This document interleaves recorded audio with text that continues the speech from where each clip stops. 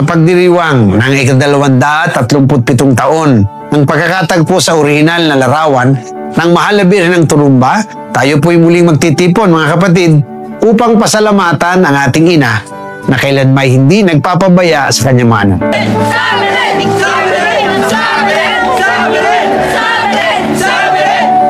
Kung kaya't muli, tayo po'y magsasama-sama sa mga susunod na gawain.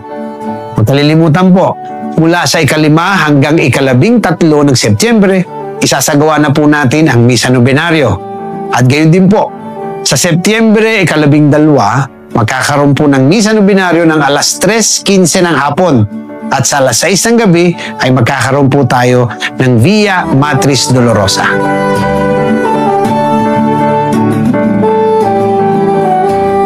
Pagdating naman po, sa ika-13 ng Setyembre, magsisimula ang Misa Nobenaryo ng alas 3:15 ng hapon. Alas 6 ng gabi ay isasagawa naman ang kampanaryo. At alas 6:30 ng gabi, muling isasagawa ang ika-4 na Turumba Replica Procession.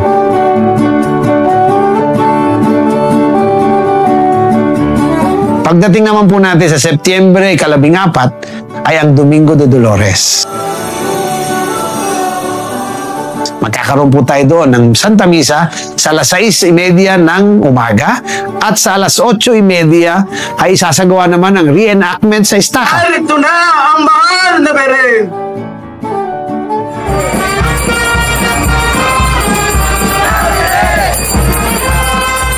Susundan po ito ng Pontifical Mass ng alas 9 ng umaga at prosesyon pagkatapos ng misa. Ako po mismo, si Bishop Juni ang mamumuno sa banal na misang ito. Sa hapon po, wag kalilimutan, alas 4, may banal na misa pa rin tayo.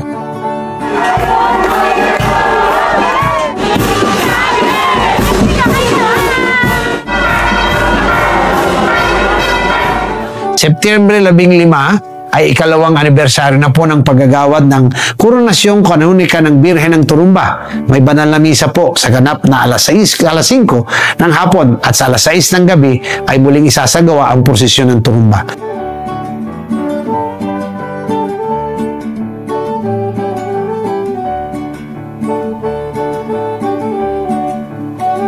Samahan po natin ang Reyna ng Bayan ng Pakil, Patrona ng Lawa ng Laguna at Ina ng San Pablo, Nuestra Señora de las Dolores de Turumba, sa Birhen.